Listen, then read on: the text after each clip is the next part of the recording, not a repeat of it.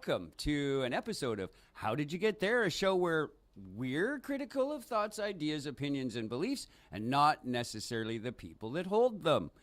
For those of you that are quick on the draw, you'll notice I'm missing someone today. And so I'm sometimes going to shout out to the corner because I've got Sean here as we're poking around at sort of I looked at it, I wanted to do like the meta task. I've noticed in the medias of social that are video, there's often a response video to a thing or even a response to a response video. And there are some incredible threads and some incredible examples. And I was overwhelmed by my just the options of this thing. But there's one that seems really big in terms of this whole situation. And I think I'll say it first. The initial video, or the initial presenter, is James Somerton, sorry. And he started releasing a lot of insightful, perhaps, videos that led to formulate opinions, ideas, beliefs, things of which here we like to be critical. And as it turns out, the way he was doing these, he probably didn't, he might have coincidentally shared in the thought, idea, belief, or opinion that he was sharing, but he just felt pressured, perhaps, to steelman the defense of the situation, felt pressured to stay positioned by producing roughly 1 hour of content produced in a video, unlike we do here. We're live and crazy that way. He started borrowing other people's material, in a nice way of putting it. This frustrated some of the people, the other presenters in the community that put in the effort. And so specifically, there was a response by Parmar guy, whose name just escapes me at this moment. And so the reason I'm going to scroll a bunch in this, just to meta this a little more, I'm using an AI tool so that I don't miss any of the appropriate names. I don't want to not give proper credit. And that will include the AI tool I am using today. I'm using the Google AI to give me some prompts and some ideas, because I can't bounce everything off my not co-host that's here today. But I will bounce a couple things off into the corner. So I guess, the first real part of this video is the Parmar guy, or perhaps even Parmar guy, having listened to the video. Gosh, I'm still scrolling for his name. That's okay. So I think what's interesting in that is so the original video is about an hour. Any of the original videos of which he is critical are about an hour. Then Parmar guy, with so much effort, so much patience, so much research of his very own, and anything that he drew upon, he gave full credit. Any of the monetization of that exact video went to pay the people that weren't credited in Somerton's videos. So that part seemed very, very cool to me. So he did do his best to fight him. Ah, yes, there we are. Perfect, thanks. You could have yelled that one. That's a yell out. Fair. Who is Parmar guy? Harry Brewis. Very good. See, we got this. So yeah, probably H. I'm gonna have to watch it again. So that is a bit of the irony. Oh, that's funny. Okay. We're stereo and weird. All right. I forgot we're in stereo. There. It'll be just loud in only one ear for everybody instead. I had yes. So I guess along the way, normally, and this is a thing we're going to look forward to in the future. Sometimes on YouTube you can engage in a chat, and so yes, you can always reach out to us and give us some feedback. So if you have that moment, maybe let me know, perhaps like the difference between a book report and just resharing the story as though it's yours. And I think that's sort of where the distinction lies. Like, it would be interesting and easily assuaged that H. Bomber guy clearly benefited from the work, and I'll put that in the big quotes, that Somerton did, because Somerton didn't really do work, but H. Bomber guy definitely gained some followers as a result of this video. Again, though, I will point to he gave all the money away from that video, and continues to do so, I'm sure.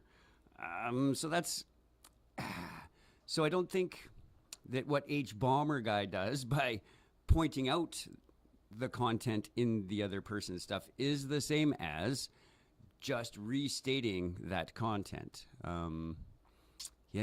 So in this 4-hour video that, not unironically, I have not watched all of at all, H. Bomber guy spends the first couple of hours pointing to a guy like Nick Newt Walla.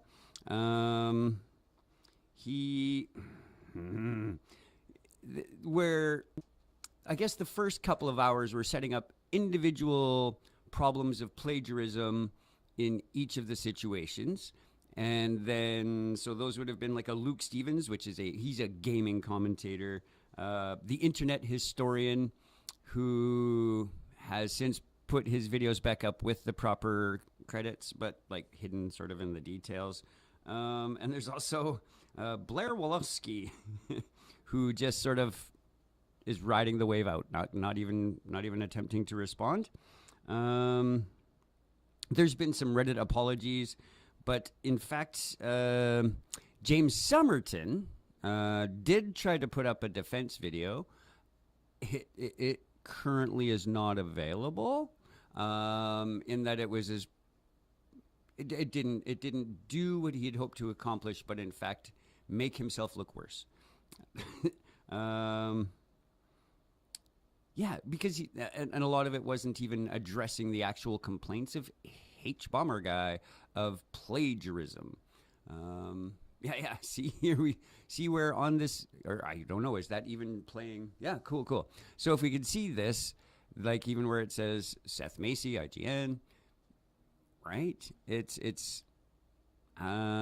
easy to just put who said the thing on there. Right. So the what's on display is the thoroughness of this situation. So this is for Philippe. Oh yeah.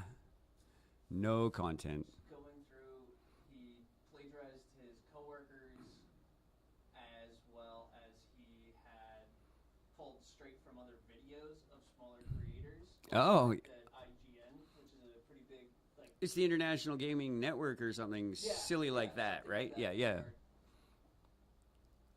Whereas, yes, as cited, right, it's pulled from here. Here's the original, and here's the guy taking credit for somebody else's work or plagiarizing the work. Is it the same? There were also, though, in the some follow-ups backing up H. Bomber guy and his presentation. The pop culture essayist Todd in the Shadows. He was, if you watch H. Bomber guy, it gets pretty stunning and stark. Now, I did watch a bit of Todd as well.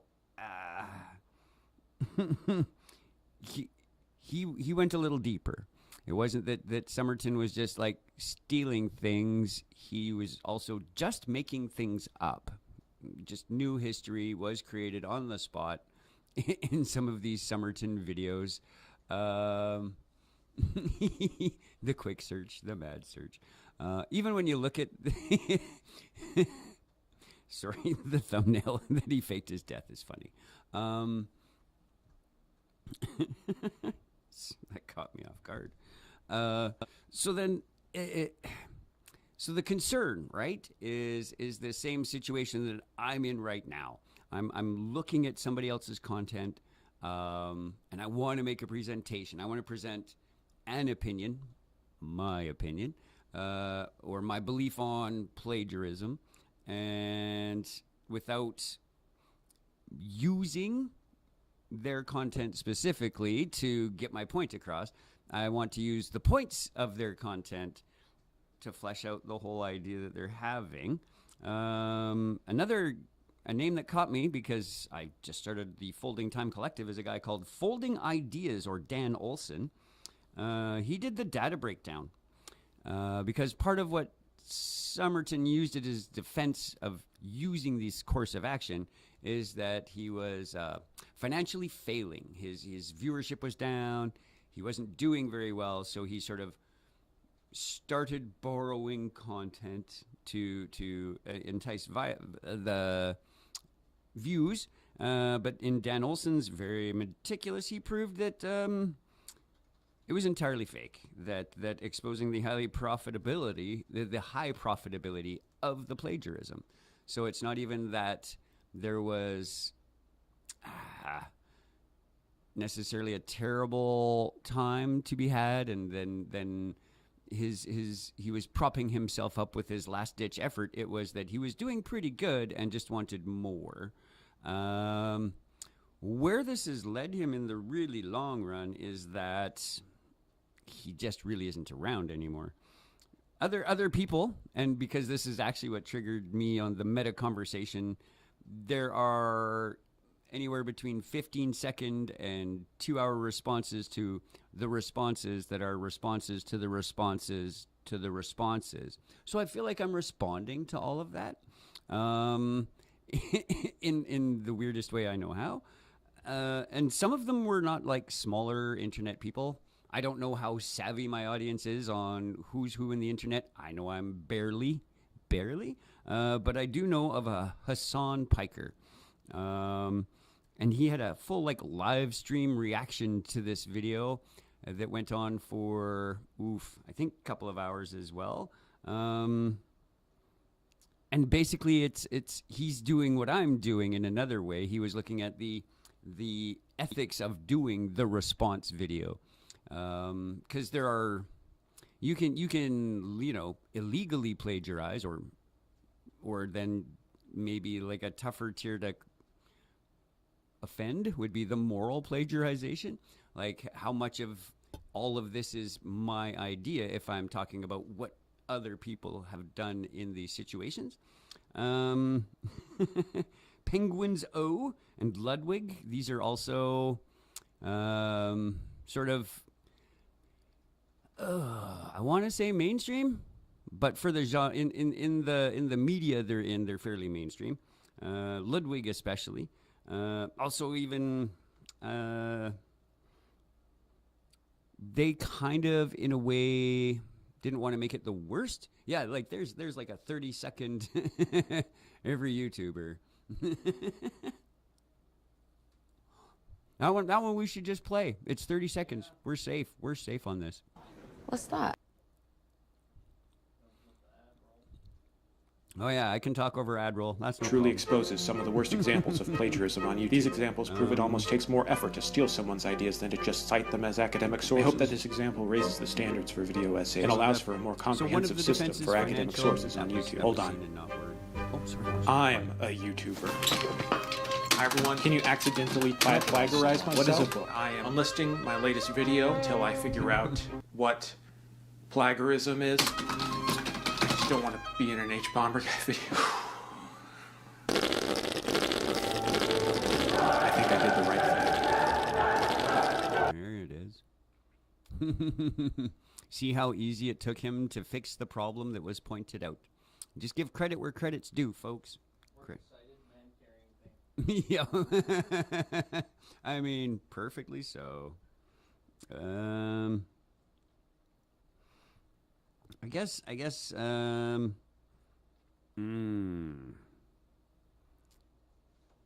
So I guess if we look at maybe the intentions, because as I set myself on this hook and now and try and let myself off this hook, Somerton, perhaps I would speculate, would think something like, this guy worked really hard, and I think I can take that, and if I edit carefully, I can show people what a genius I am by making this presentation. Whereas, say, an H bomber guy in that same thing is thinking, I am going to spend months of original research, fact check, edit, and do it all myself, and then give that money to the victims. So these approaches are clearly different. I make no money, so I have no dog in that fight. I don't know if the station host is monetized. I hope so. I hope because offset the costs of having a studio. And then a quick little afterthought occurred to me while I was doing some of this. I guess am I the caretaker in a community? I want to hope so. That, not that it's my responsibility, but I think if I have a chance or a platform in which I can support the original content and point out the plagiarized content, even if it's me, even if someone busts me, they're like, dude, tell me, I will make the apology. I don't think, and it's, I think maybe even unfortunate for H Bomber guy that is part of his association, is that he might be seen as trying to police or any of those kinds of things, and I don't think he is. He's more of a I think Batman, right? Like, he wants no credit, he just wants justice served. Like, I think that's more of the MO, and fortunately he did get the boosts, he did get the recognition that amount of effort should deserve. Ooh, what do we got going there? This is the intro to the H Bomber Guy video. Oh, yeah. And it goes in about a couple different sci-fi writers. And then eventually ends up with George R.R. Martin. And was his story actually, or was his career, I guess, actually built off himself or off of the other writers that he worked with throughout his career? Oh, like is his knowledge base or the accumulation of the knowledge base of the people he worked with? Mm-hmm. Does he not give credit to his former people? Yeah. This is such a brilliant... Yes, so my gentle listeners, just look at this. Spend some time, spend a minute and engage with some of that kind of content. Clearly, you're online in the first place. I am not the guy to tell you look out, but I'm going to be the guy that tells you be careful. Look, I know that guy. Don't like that guy. That looks like Andrew Wilson. So there are. It's impossible. I have a great analogy. I do some Shakespeare, and I work with people that are actual Shakespeare scholars, and I work with actors that have heard stories. And again, like with much of what I talk about, I'm somewhere in the middle of that. I've just had time to look deeper. I'm not a scholar, but I definitely don't just glad hand. So often Shakespeare is besmirched as replicating classic Greek stories, which, I mean, I can see why people might think that. Famously, there are the 7 plots, and then it's just the storytelling within that makes it interesting or not. But like to say that Shakespeare got all these things from the Greeks assumes that what the Greeks did happened in a vacuum and they didn't get those stories from somewhere else. What people might be thinking, and they wouldn't be as wrong, is that there are, in those 7 plots, there are themes or stories to be told that you use as illusion so that people understand what you're talking about. Like, who's the Greek girl with the that opens up the chest of troubles? Pandora's box, right? So that once we bring up Pandora's box, we've used that trick, right? People know what you're talking about. So then Shakespeare writers they have this ability to draw on that kind of thing, and they don't have to say, well, the first mention of Pandora's box might have been, right? Like it takes away from your play or your video. But I don't think that even Pandora's box was a novel idea in Grecian times, right? They probably have heard a thing like that, or in a village just outside of Greece. This is where this story comes from. So it's interesting to me that same sort of parallel can carry forward, where you could be an H. Bomber guy. You can call on these references like Martin with the Songs of Fire and Ice. So we can get those connections right away. But then are they stealing those stories, right, word for word? Or are they just using the thoughts and ideas and the themes of those stories, right, to draw on it? Like, if we look at Songs of Fire and Ice, we could just clearly state it's the War of the Roses with magic and dragons. Because the story is very, very similar to that.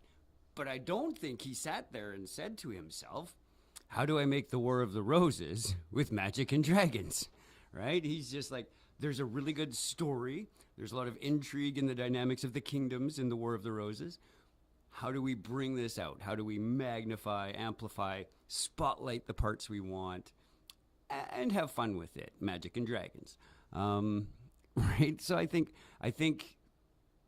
we have to be careful when we start pointing those fingers. But it's pretty easy sometimes to see, like, well, there was some foundation for the Force in Star Wars. Magic is a good answer. Well, we got to come up with the Force users. There's got to be a really cool name for that. Well, in ancient Egypt, there were a group of magicians referred to as the Djed, which is like, just take the D off the front of that word, you end up with Jed, and then you can have Jedi, and then yeah, it'll be tricky. Yeah. There it is. It's even more obvious, right? So it's not that there was any lack of creativity from the Star Wars creation team, but you can't not remove things that you know in your brain already. Like, what would be a cool word? How about Jedi? Jedi'd be a really cool word. Wonder what that means. Oh, actually, it means exactly what you want it to. It's just kind of one of those. I know. Things I had in the back of my brain when I got up this morning. I know.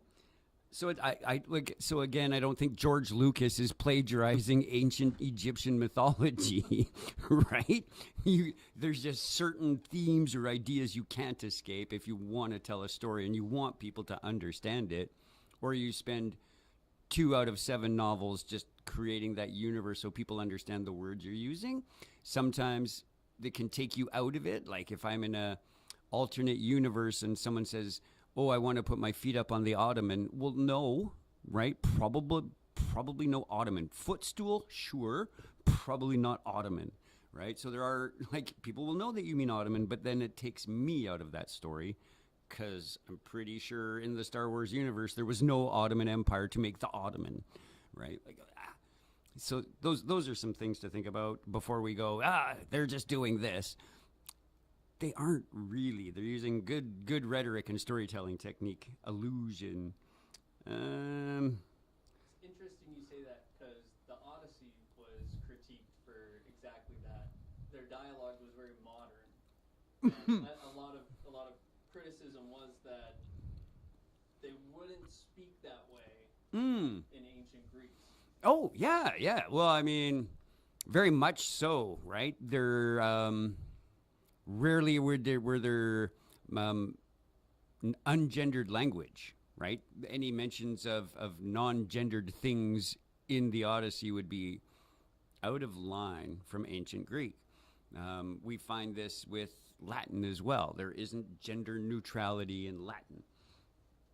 Find it in French, find it in Spanish. It's not there. It's sort of a weird Germanic / Chinese, weirdly, also that have gender neutral terms for things. So yes, but we wanted to, and there's no way they did the full Odyssey. And for fun, you guys, you should, what is the actual distance that the Odyssey, the adventure happened in? It fits in Canada, quite like Western Canada. It wasn't that far, it was just that long. It's crazy. But yeah, they have to, I mean, you got to use the tool to reach the audience, right? So if I want to tell this ancient Greek story about a mixed group of people, I can't say the men now if there's women in that scene, because it won't make sense to the viewer. I have to say this group, right? But whatever the Greek equivalent would have been this group, but it would have been a masculine group or a feminine group, right? Based on its activity or its content. My ancient Greek is not strong enough. Like 2 words tops, other than the ones we all use, right? Gymnasium. So, right. So that's, I think, that's an interesting thought, though. Like, why? I don't think I should watch the Odyssey to see before I go totally off on this. But I don't see how modernizing, again, I can use Shakespeare. I don't see how modernizing the language changes the intent of the story, right? Like, we crosscast, we like, it doesn't change the story you're telling to put different people in different places and use different words. There's a whole selection of Shakespeare called No Fear Shakespeare, where on this page they give you the original Shakespeare, and on this page they give it the same thing in modern English. The story's the same story. It's a wonderful tool. Please, high schools, please buy them all. Yeah. Spark Notes, there it is. And it's all of them. And all but about 2 of the Shakespeares I've done, I have this. And not because I'm scared of the Shakespeare language, but it helps me find the modern words when I'm trying to explain it to some of the people, right? That's a beautiful example. That's even a great scene to have picked. Right? I don't know what I clicked into. Yeah. Well, I mean, if you've got Iago, you got a few. There's only like 2 that you could be. But like you can see in like, I don't know how to quickly explain this scene. Off-capped to him, and by the faith of man I know my price, right? As opposed to, and I know my own worth well enough to know that I deserve that position, right? Right? So it's saying the same thing. So I don't think the modernization has changed or deflated the strength of Iago's conclusion at the end of this scene, where he's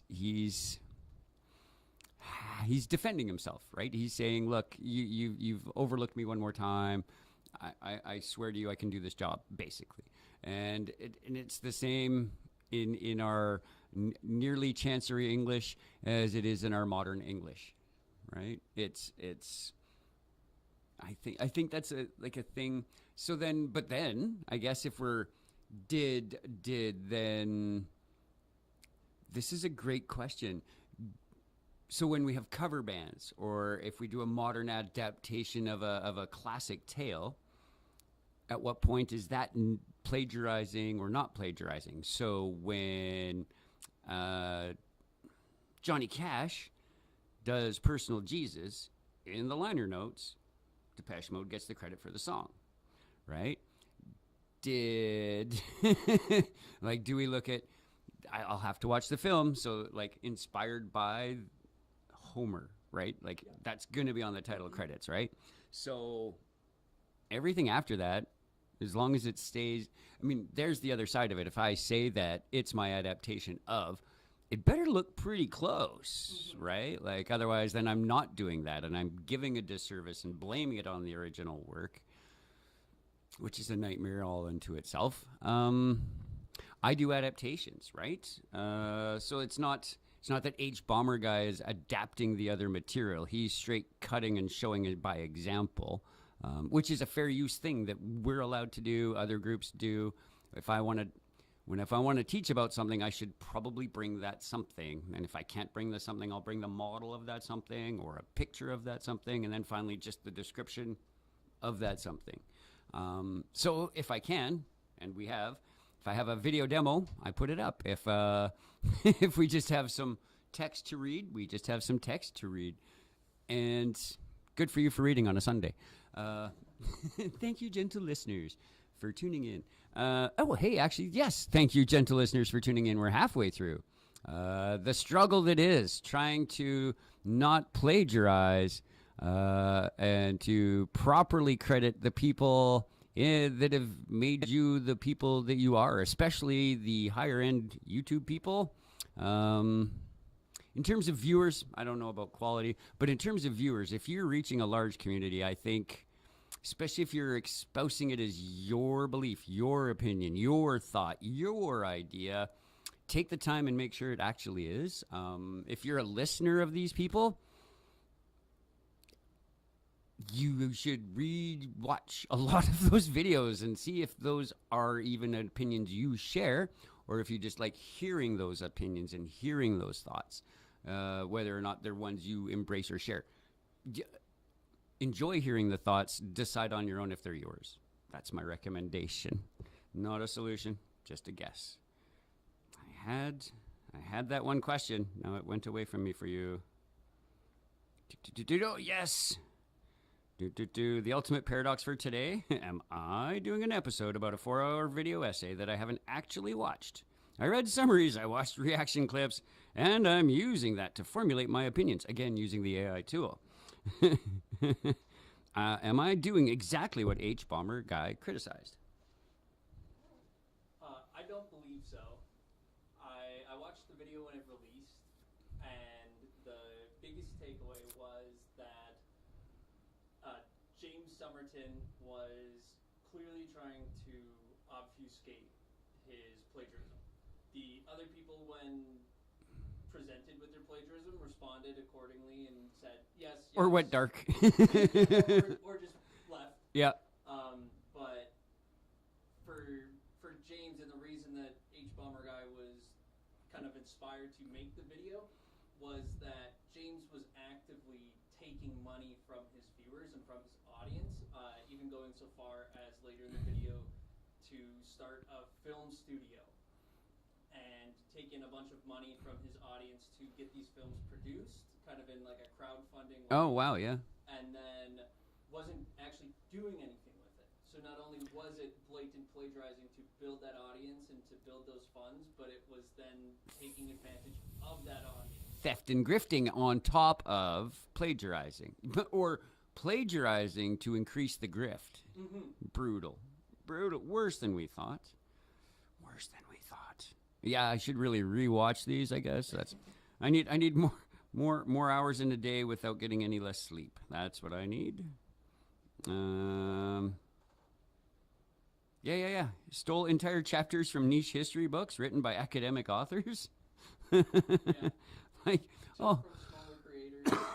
like I knew that was kind of happening, but I've seen it the other way. I've seen it done so properly where there's a bigger creator and they stumble on the small creator, and then they invite that small creator onto their bigger channel. And they say, hey, look, and if you like what this guy had to say, this is where you find that guy. This could have been Somerton's approach. Hey, I found this niche author. Send an email. Like I watch some people and I think, how did you get this guest? Like, I barely know who you are, and you have just brought in Alex Malpass. And my brain just went, you have 7 videos that he could have looked at and gone, yeah, I could go on that show. Well, then you're doing some quality stuff in those 7 videos, and all it took him was send Alex Malpass. The worst he can do is say no, right? So you found your niche historian, Mr. Somerton. Send him an email. Hey, do you want to come in and talk about this? Sounds really cool. I think that historical point of view is interesting. A guy who does give credit and launches the weirdest historical videos is DJ Peach Cobbler. And he does some gaming stuff, but he's very much disappointed with the conquistadors in Spanish Americas. I don't know if we necessarily. Yes, right? So, I mean, these are the history videos you get from him, and these are some thumbnails. That should be lots for us to see that evilness that is. Right? These are yeah. And then he also does some game takedowns and stuff like that. But he's like this book that me and 7 other people own, and let me tell you about it, and this is who wrote it, right? So it's exactly what the expectation would be, and yet, I maybe I recommend this to all the high school history kids because he's aggressive and angry, and it's funny to watch.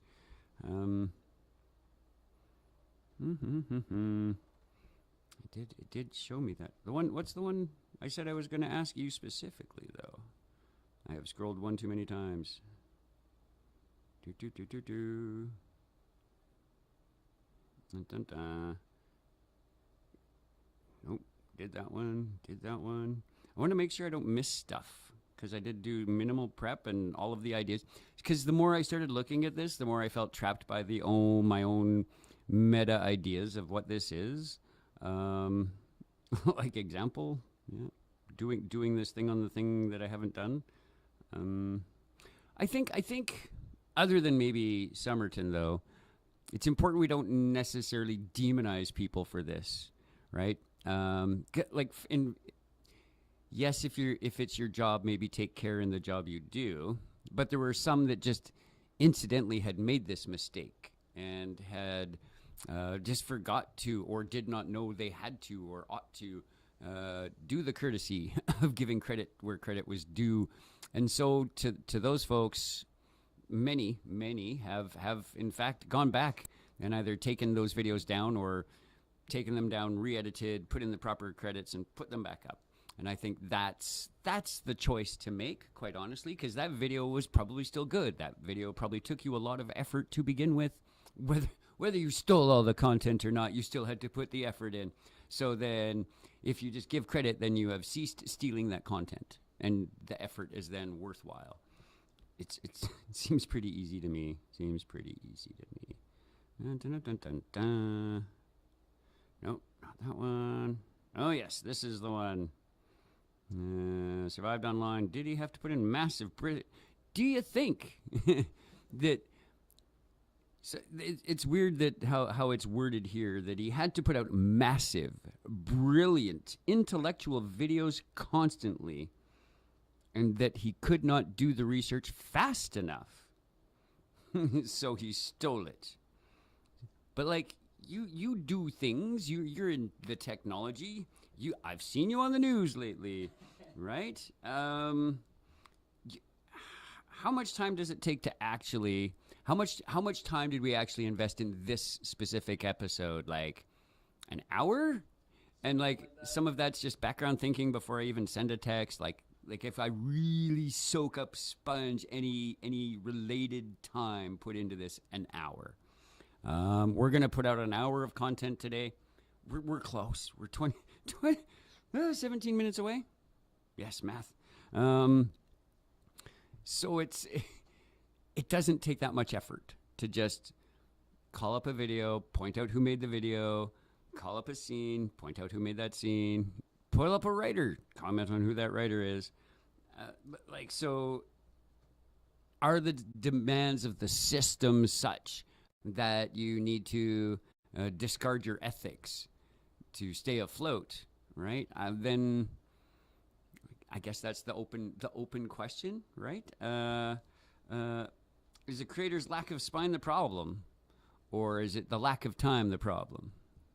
I think the lack of spine, primarily because, like you said, we were able to reference a scene, pull the scene up, reference a writer, pull the writer up, and it's exposed that like James Somerton is taking these statements and these passages verbatim, putting them in his own script. So he's already looked it up, and then chose not to. You have to choose not to.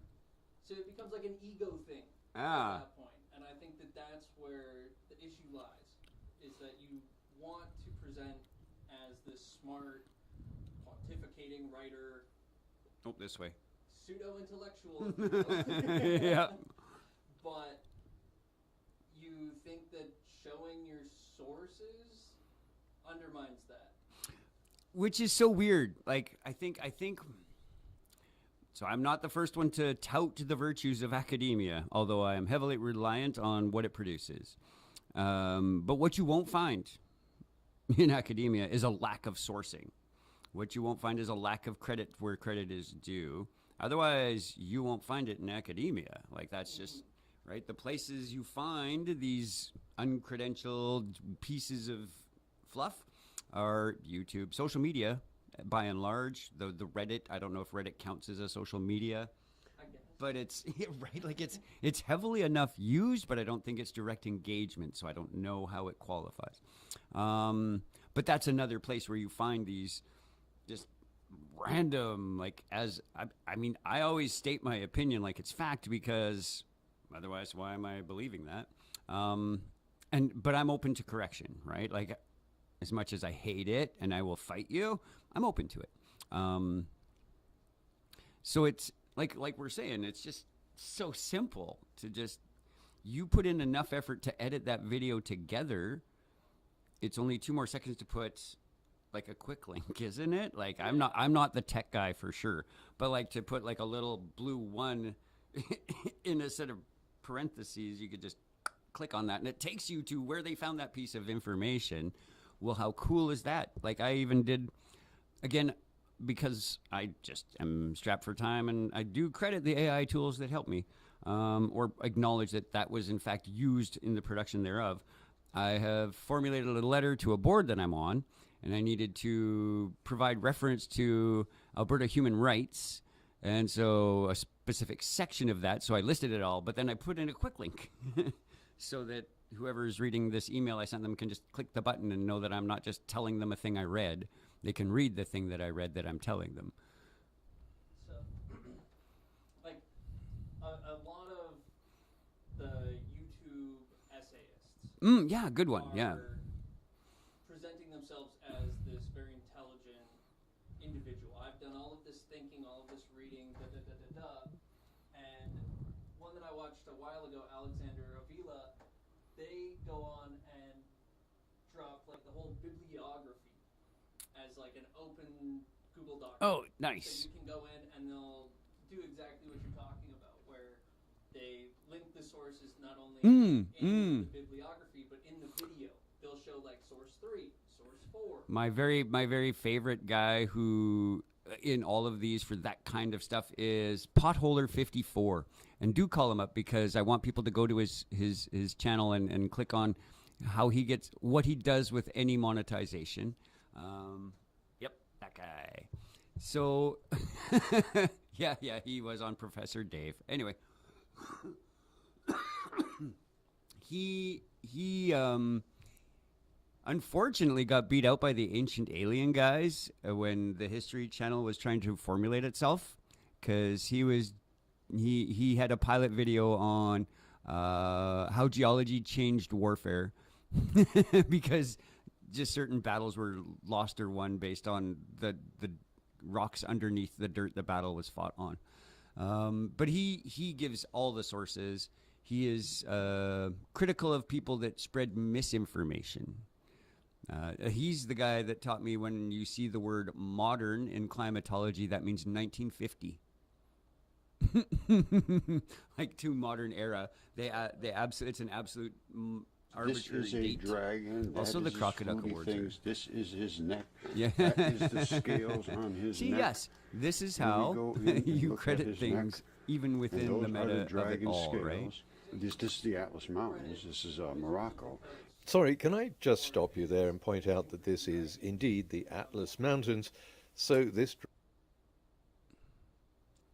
Oh, interesting. That's funny. This You wonder is if a Wizards of the Coast are the original people with that. No idea. See, so maybe he did know and didn't want to give the wrong credit. Like I would almost believe that. So he's the guy that he's like, I was the dumb one in my class of geology. So if I can figure this out, right? He's on this very much. And actually on his Golden Crocodile Awards, you have to violate the 9th commandment. Like, it can't just be a thing that's kind of wrong and you were silly about it. It has to be like an intentional deception, right? You have to knowingly want to deceive. Crocodile, I don't know, for those of you that are aware, it comes from a guy named Kirk Cameron. I don't know if anyone watched like sitcoms in the 80s, but his misunderstanding of evolution would be that there is some sort of transitional species that's like a part crocodile, part duck. Yes, that's right. Growing Pains, that Kirk Cameron. And so people change, right? Let's not be too hard on poor Kirk. But he definitely, the crocodile thing is noteworthy. There's actually another YouTuber who calls himself King Crocodile. He hasn't been on in a while, but it's the same sort of thing.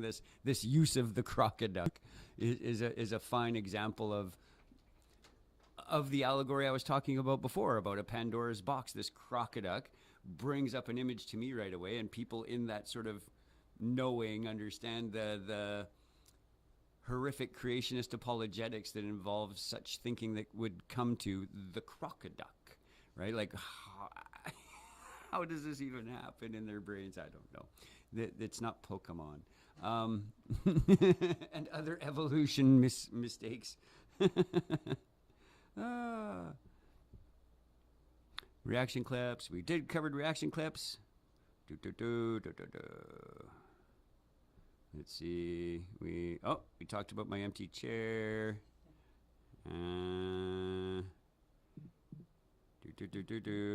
Evolutionary penguinism. Someone's watching the show and wishes he could be in this meta conversation. Apparently the co-host is here. System versus spine. Turn to the booth. Throw the ethical dilemma to your technician. We did that. So, one question from the audience as well. Ooh, nice. Was the idea, I guess, of things being redone. For instance, A Star is Born. In 2018, it had its 4th iteration. I was one of the people who didn't know that it was a remake, and I thought that it was a genuine movie about Lady Gaga's upcoming to stardom. Oh. Interesting. Does the remake owe the audience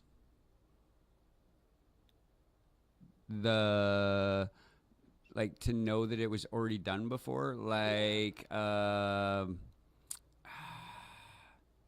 was a recent Western too, not Good, Bad, and Ugly. Magnificent Seven, right? Was it up to the new movie to tell you there was an original movie? 12 Angry Men becoming 12 Angry Jurors. Did we need to know there was an original 12 Angry Men? I think some of it's maybe on the audience at that point, right? Like, if that looks like a cool story, Google that story, right? A Star is Born. Oh, the Lady Gaga story. And then it will say, A Star is Born. Did you mean, right? Yeah. I mean, that's fair. I mean, it's the same we were sort of discussing, like, I mean, at what point is the cover band, right? Are they terrible because they're not writing their own stuff, or are they just so impressed with this other stuff and it's another way to engage with that story, right? The Star is Born story, clearly originally not about Lady Gaga, way older than she is, right? But like, it's another chance to tell that story in a new light. I don't know. I didn't watch the footnotes on that movie. Cause so maybe it does at the end of the movie, but that still seems like, I wonder though, like it would work another way, right? Where my generation recognizes A Star Is Born as a story. And then, so then like whatever my grandkids are like, Grandpa, let's go see A Star Is Born. I'll be like, all right. And I'd be like, what the hell was that? That was not A Star Is Born, right? Oh, yeah, what? No. Let me show you. And then, right? So I think that would be a concern. Like, why would you do that in the conflation? Or from the marketing world, genericide. You're giving your idea genericide. You're making it, do we call it tissues or do we call it Kleenex, right? So now Kleenex doesn't really have market standing, because all of them are called Kleenex, right? It's killed itself by being the word. So maybe calling yourself A Star Is Born as your movie title is just like, well, am I going to go see the 12th one, and which star is being born this time, right? Like, is it the same star being born? Is it a different, similar? Would that be plagiarizing? I think it really would be if they made any kind of declaration, right? Or even, I feel like that's one of those ones where there'd be like story text, with credit to the previous or based on the, I think that's something with a movie like that could open to save themselves of looking horrible. I just tend to think theft is horrible and plagiarism's theft. I do think, like, obviously there's like the studio legality side of it. Somebody owns the rights and the rights have to get passed off on. But the Magnificent Seven piece, that was like a Western retelling of Kurosawa's Seven Samurai. Yes. So like, do they have to then present inspiration to Kurosawa? Right. It's exactly that, right? Even now, right? There's a TV show on called The Traders, and then there's Traders Australia and Traders Ireland now, but then what it actually says at the start, well, yeah, there is that now, but I was watching the Ireland one, and it was based on the original Dutch TV series, right? Who knew, right? Did anyone? Or did we just think, oh, Hollywood or England, and then, oh, it's making its way there, like America's Got Talent, Britain's Got Talent, Canada's Got Talent. Survivor came from Dutch as well. Yeah, the Netherlands. Yeah, well, I mean, because, there'd be a lot of lawsuits if they all went with Japanese game show ideas, I think. But yet they do that, right? There's Wipeout, there's so it's funny in a way, and I think kind of alluded to this with the Shakespeare Greek storytelling, that these original ideas, like maybe Kurosawa, maybe that was part of a folk tale that his grandma told him, right? So we got to be careful when we call it out, but like when it's kind of there, you could at least say, I was watching this and was inspired, at the very least, I was inspired by to do this. I was trying to think of a good example in my life where I've done that, but yeah, I was inspired by other theater companies. I've joined and started other theater companies. Does that make mine a plagiarism of an existing idea? No, right? Like, it's a tough balance to take. God, the meta of this is so much in my brain right now. I'm like, because we do this, but we all, and people will react to what we're doing, I hope. Like, I need someone else to watch this and do a video about this. It'd be like the worst video review breakdown ever. Watch this. Caller on the line, co-host says, "Oh brother, where art thou?" verse the Odyssey.